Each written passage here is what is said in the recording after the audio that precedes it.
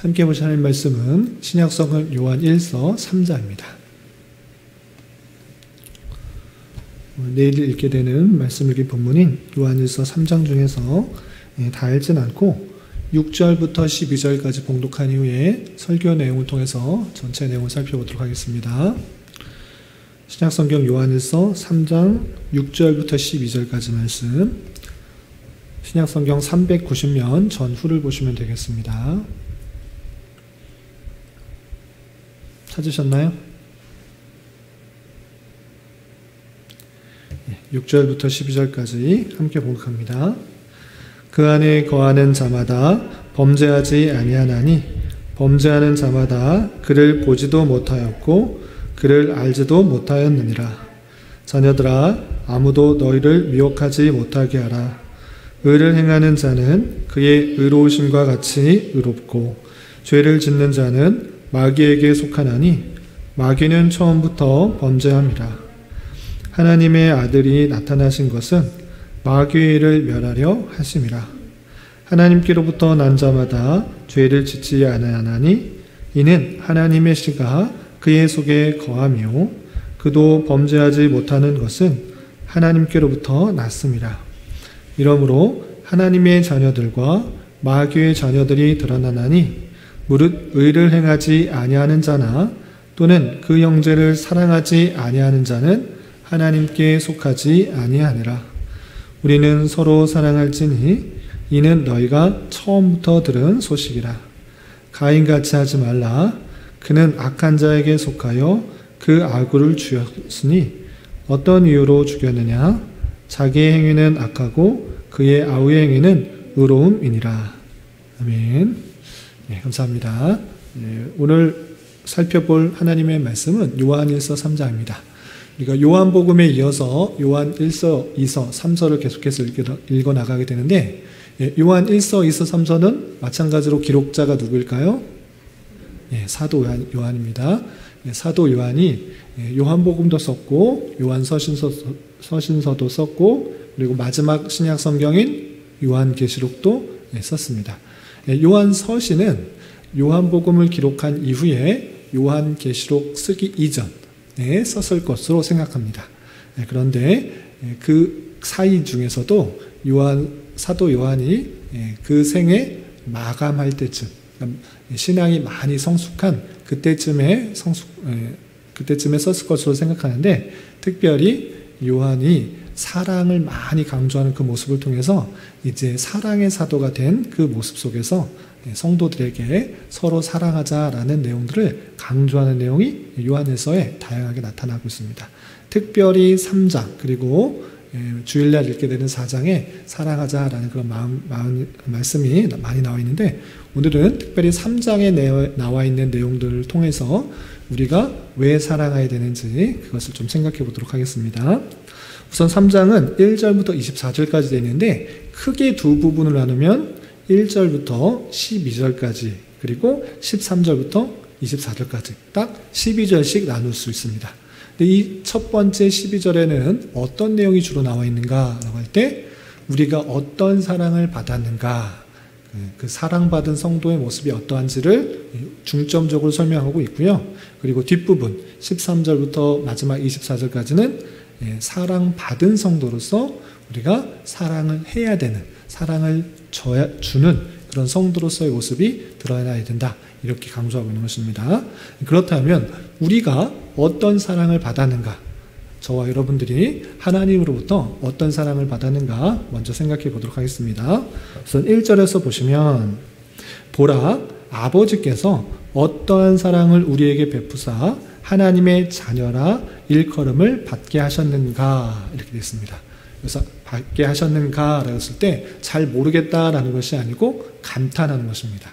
하나님, 천지를 만드신 하나님께서 능력이 많으시고 위대하시고 선하시고, 우리 수요일 때 배웠죠? 하나님이 그렇게 모든 좋은 것의 근본 되시고 근원이 되시는 그 분이신데, 그분께서 우리에게 사랑을 베푸셨다, 이렇게 표현하고 있습니다.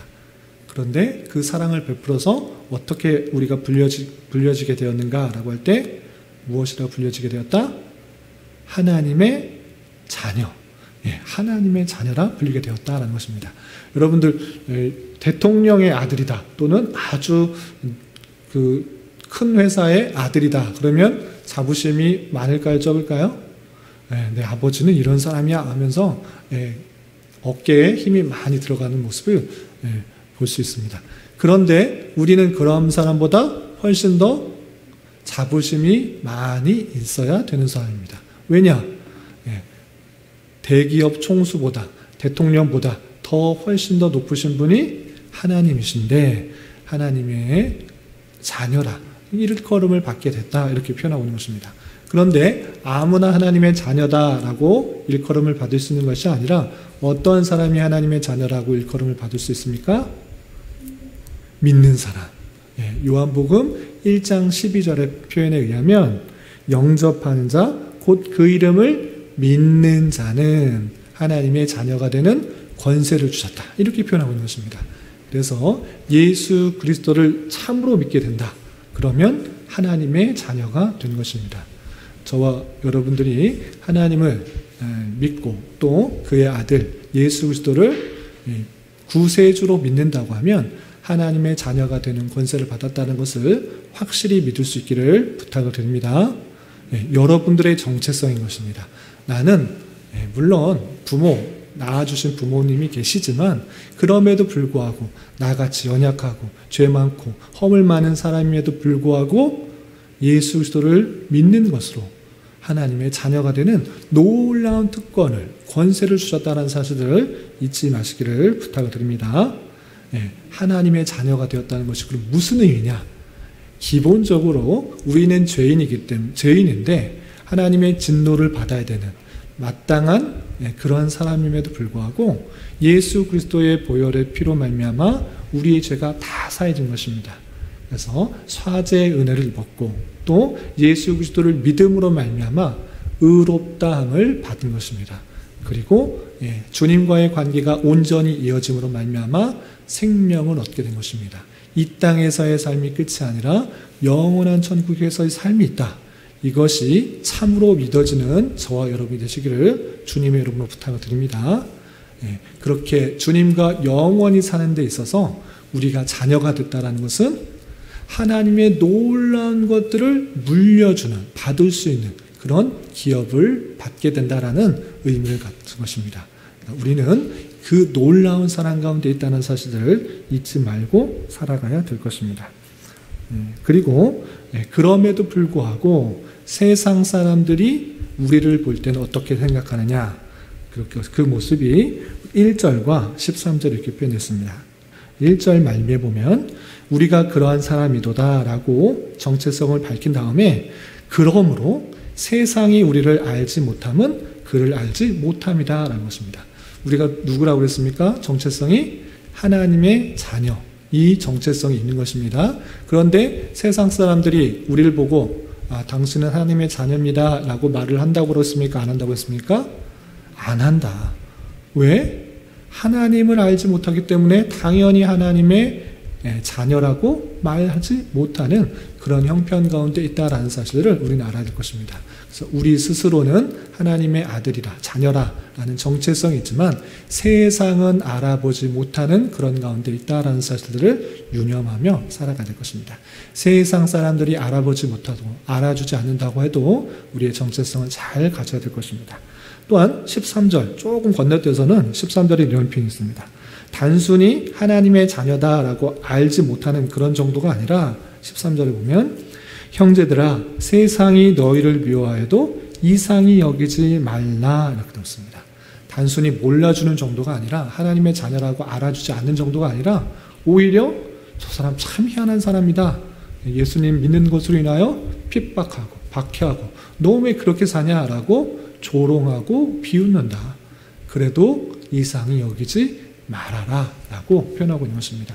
하나님을 알지 못할 뿐만 아니라 또 하나님을 믿는 그런 모습도 좋지 않게 보이기 때문에 하나님을 싫어하기 때문에 우리를 당연히 싫어하게 되는 모습 가운데 있다는 것들을 보여주고 있는 것입니다. 그리고 우리의 정체성, 우리의 사랑을 받은 모습들이 어떻게 드러나는가 라고 할 때 2절, 3절 아주 중요합니다. 요한일서 3장 2절 3절 같이 한번 읽어보겠습니다. 시작. 사랑하는 자들아, 우리가 지금은 하나님의 자녀라. 장래에 어떻게 될지는 아직 나타나지 아니하였으나 그가 나타나시면 우리가 그와 같을 줄을 아는 것은 그의 참모습 그대로 볼 것이기 때문이니 주를 향하여 이 소망을 가진 자마다 그의 깨끗하심과 같이 자기를 깨끗하게 하느니라. 아멘. 사랑하는 자들아 라고 하면서 지금 하나님의 자녀인데 장래에 어떻게 될지 잘 모르느냐? 장래에 어떻게 될지 알려주겠다. 잘 들으십시오. 우리가 주님께서 다시 오시는 때 어떻게 되느냐? 어떻게 된다고 표현하고 있습니까? 우리가 그와 같을 줄을 안다.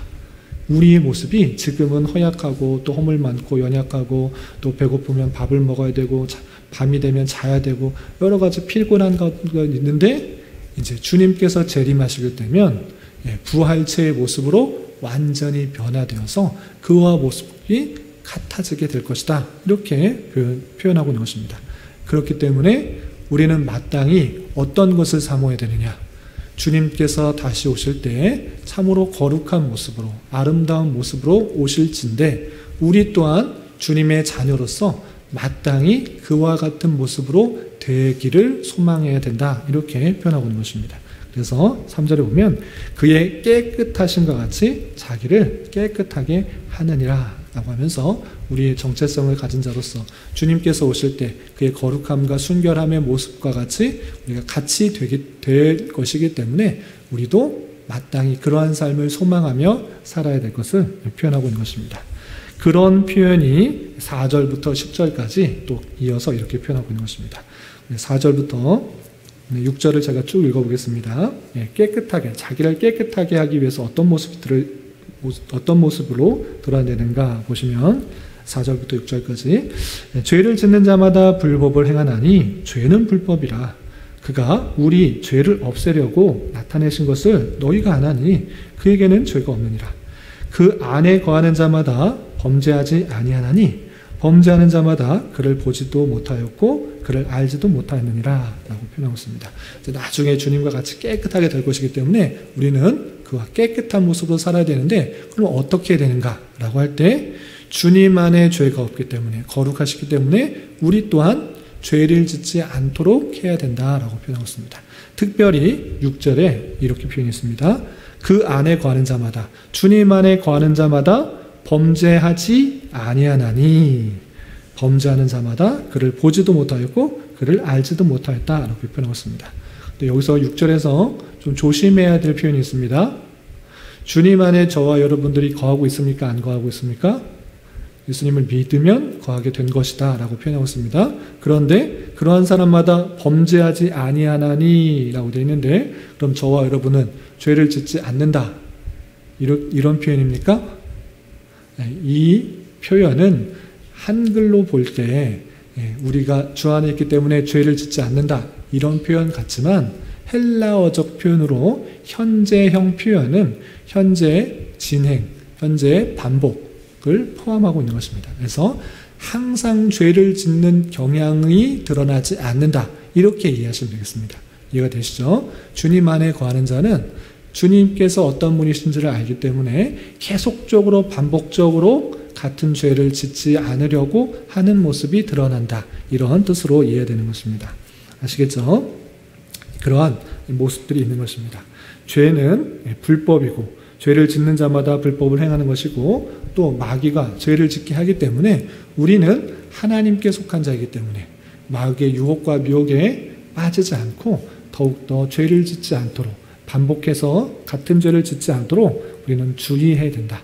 왜? 주님께서 오시길 때 우리는 깨끗한 모습으로 나아가야 되기 때문에 그러한 모습 가운데 살아야 된다라고 표현하고 있는 것입니다. 그리고 13절 이하 24절까지는 이 놀라운 사랑을 받은 자로서 하나님의 놀라운 사랑과 은혜를 받은 자로서 우리가 마땅히 형제를 사랑해야 된다는 것들을 표현하고 있는데 어떤 표현이 있는가 먼저 보시면 11절에는 이런 표현이 있습니다. 11절 이어지는 그런 표현인데 우리는 서로 사랑할지니 이는 너희가 처음부터 들은 소식이다 이렇게 표현하고 있습니다. 서로 사랑하는 것 이것은 사도 요한이 새롭게 생각해낸 그런 교훈이 아니라 이전부터 계속적으로 알려준 말씀인 것입니다. 구약 성경, 신약 성경, 그것을 요약하면 하나님 사랑과 이웃 사랑, 이렇게 표현할 수 있는 것처럼 서로 사랑하는 것, 하나님의 사랑을 받은 자로서 서로 사랑하는 것은 새로운 소식이 아니고 처음부터 들었던 소식이다. 그렇기 때문에 그 사랑하는 모습들이 잘 드러낼 것을 표현하고 있는 것입니다. 또 13절부터 15절까지는 이런 표현이 있습니다. 14절, 15절 보시면 우리는 형제를 사랑함으로 사망에서 옮겨 생명으로 들어간 줄을 알거니와 사랑하지 아니하는 자는 사망에 머물러 있느니라. 그 형제를 미워하는 자마다 살인하는 자니 살인하는 자마다 영생이 그 속에 거하지 아니하는 것을 너희가 아는 바라 라고 표현하고 있습니다. 형제 사랑하는 것은 당연히 믿는 사람으로서 드러나는 그런 모습이다 라고 표현하고 있습니다. 반대로 형제를 사랑하지 않고 미워하는 것은 미워하는 것 자체, 마음속에 미워하는 그 마음 들었다라는 것은 하나님 보시기에 살인한 것과 크게 다르지 않다라고 강력하게 말씀하시는 그 모습을 볼 수 있습니다. 그래서 우리는 하나님의 사랑을 받은 자로서 옆에 있는 지체들, 나와 다른 것, 나와 성격도 다르고 기질도 다르고 생각도 다른 그 모습들, 그럼에도 불구하고 하나님께서 택해 주셨다, 하나님께서 사랑해 주신 한 가족이다 생각하면서 사랑해야 될 것을 표현하고 있는 것입니다. 형제를 미워하지 말고 살인할 수 있는 저와 여러분이 되시기를 주님의 이름으로 부탁을 드립니다.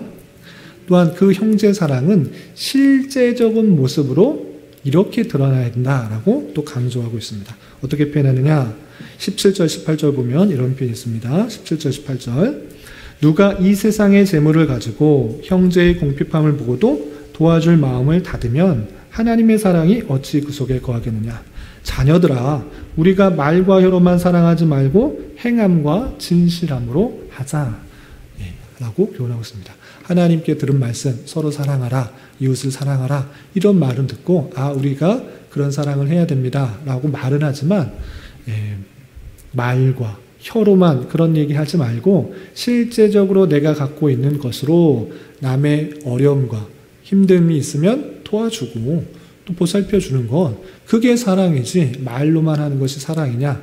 그런 것 아니다. 실제적으로 실천할 수 있는 것, 우리 주변에 어렵고 힘든 사람이 있으면 말로 위로하고 격려하고 내가 가진 것으로 도와줄 수 있는 그 마음들이 있어야지 진짜 진실된 사랑이다 라고 표현하고 있는 것입니다. 말과 혀로만이 아니고 실제 삶으로 주님의 사랑을 실천할 수 있기를 부탁을 드립니다. 그리고 시간 관계에서 한 개만 더 보겠습니다. 우리 기도의 시간인데 기도에 관련된 말씀을 하고 있습니다. 기도에 관련 말씀이 어디 있느냐? 조금 건너뛰어서 22절에 이런 표현이 있습니다. 22절 보시면 무엇이든지 구하는 바를 그에게서 받나니 이는 우리가 그의 계명을 지키고 그 앞에서 기뻐하시는 것을 행함이라. 무엇이든지 구하는 바를 그에게서 받는다. 하나님께 무엇을 구하면 받는다. 이런 문자를 읽으면, 이런 글을 떼어서 읽으면 마음이 좋습니다. 하나님께서 우리를 사랑하시기 때문에 무엇이든지 구하면 다 받는구나, 이렇게만 적용하기 쉽습니다. 그러나 성경은 내가 원하는 구절만 앞뒤 문맥 다 생략하고 읽으면 된다, 안 된다? 안 된다. 내가 원하는 구절만 그냥 뽑기 하듯이 그냥 뽑아서 읽으면 안 되고 앞뒤에서 무엇을 말씀을 하시는 가운데 이 말씀을 하셨는가를 잘 알아야지 전체 성경에서 말씀하시는 바와 대치가 되지 않는 것입니다. 그럼 앞뒤 문맥에서 무엇을 말씀하고 있는가? 21절과 22절 하반절에 이렇게 표현된 것을 살펴볼 수 있는 것입니다. 21절 보시면 사랑하는 자들아, 만일 우리 마음이 우리를 책망할 것이 없으면, 우리 마음이 우리를 책망할 것이 없다, 잘못한 것이 없다, 하나님 보시기에 합당하다, 이런 뜻입니다. 하나님 앞에서 담대함을 얻고 우리가 우리의 소욕과 우리의 정욕과 우리의 욕심을 따라서 구하는 것이 아니라 하나님 앞에 책망할 것이 없이 깨끗하게 정결하게 하는 마음 가운데 있으면 하나님을 보시기에도 내가 떳떳하기 때문에 담대함을 얻고 무엇이든지 구하는 바를 그에게서 받는다, 이렇게 표현하고 있는 것입니다. 또한 그 뒤에 하반절에 보면 이는 이렇게 구하는 것을 받는 것은 무슨 이유 때문인가? 우리가 그의 계명을 지키고 그 앞에서 기뻐하시는 것을 행함이라 라는 것입니다. 우리가 하나님께 구하는 것을 다 받는 이유는 무엇인가? 우리가 하나님 앞에 담대하고 또 하나님 앞에 책망받을 것이 없이 그 뜻을 순종하고 또 그의 계명을 잘 지키고 그가 기뻐하시는 것이 무엇인지 행했기 때문에 정말 하나님께서 보시기에 합당하여서 선물로 준다 이렇게 표현하는 것입니다. 우리 자녀가 있듯이 우리 시온이쇼가 있듯이 아버지 어머니 말을 전혀 듣지 않고 이러해라 이것을 해라 근데 하나도 듣지 않고 부모님의 마음을 아프게 하며 부모님이 자녀가 원하는 것을 들어주고 싶을까요? 안 들어주고 싶을까요? 당연히 안 들어주고 싶겠죠. 그런데 하라는 말 부모님 말씀 다 순종하고 또 거리끼는 없이 행동한다면 무엇인지 구하면 그것이 참으로 기뻐서 무엇인지 주고 싶을까요? 안 주고 싶을까요? 주고 싶은 것입니다. 그런 마음에서 이 말씀이 주어진다라고 생각할 수가 있는 것이고 우리가 기도 시간에 여러 가지 것들을 구할 수 있습니다. 우리가 그런 특권을 받았습니다. 예수님의 이름으로 구할 수 있는 것입니다.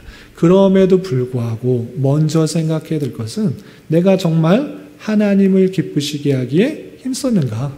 주님께서 주신 계명을 잘 지키기에 힘썼는가? 먼저 되돌아봐야 될 것입니다. 우리가 자녀라고 하면 부모의 마음을 합당하게 들어드리고 또 거리낌 없이 또 담대하게 그 말씀을 들어드린 상태에서 구하는 것이 먼저 자녀된 자의 모습이다 생각하고 그렇게 행하기에 힘써야 될 것입니다. 이런 말씀에 따라서 우리는 세 가지로 교훈과 적용을 정리해 보도록 하겠습니다. 먼저 첫 번째, 우리가 하나님께 받은 사랑과 은혜가 무엇인지를 늘 기억하며 감사 찬송할 수 있어야 될 것입니다. 두 번째, 하나님의 놀라운 사랑과 은혜를 받은 자로서 지속적으로 짓는 죄가 없는지 되돌아보면서 우리가 깨끗함으로 거룩함으로 주님께 나아가기 힘쓰도록 노력해야 될 것입니다. 그리고 마지막으로 주님께 속한 자로서 형제를 더욱더 사랑하고 주님께서 주신 계명을 지켜 주님 기뻐하시는 일들을 행하기에 힘쓰는 자가 되어야 될 것입니다. 이런 말씀의 교훈에 따라 우리 주어진 삶을 힘있게 살아갈 수 있는 저와 여러분이 되시기를 주님의 이름으로 부탁을 드립니다. 기도하겠습니다. 하나님 아버지 감사합니다. 오늘 말씀을 통하여 하나님의 사랑을 받은 성도로서 마땅히 주님 안에 한 형제된 자를 사랑해야 함을 교훈받았습니다. 이런 말씀을 다른 자로서 우리가 받은 깊은 사랑과 은혜를 잘 깨달아 우리 주변의 사람들을 더욱더 사랑하기에 힘쓰게 하여 주시고 다양한 죄악에 대하여 경계심을 가지며 죄를 반복적으로 짓지 않도록 붙들어 주옵시고 하나님께서 주신 말씀들을 온전히 순종함으로 하나님을 기쁘시게 하는 자 되게 하여 주시옵소서. 주님, 이 시간 계속해서 우리에게 주어진 여러 기도 제목과 선교지의 상황을 가지고 주님 앞에 나아갑니다. 주님의 마음을 품고 믿음으로 간구하는 은혜의 시간이 되게 하여 주시옵소서. 예수님의 이름으로 기도 올리옵나이다. 아멘.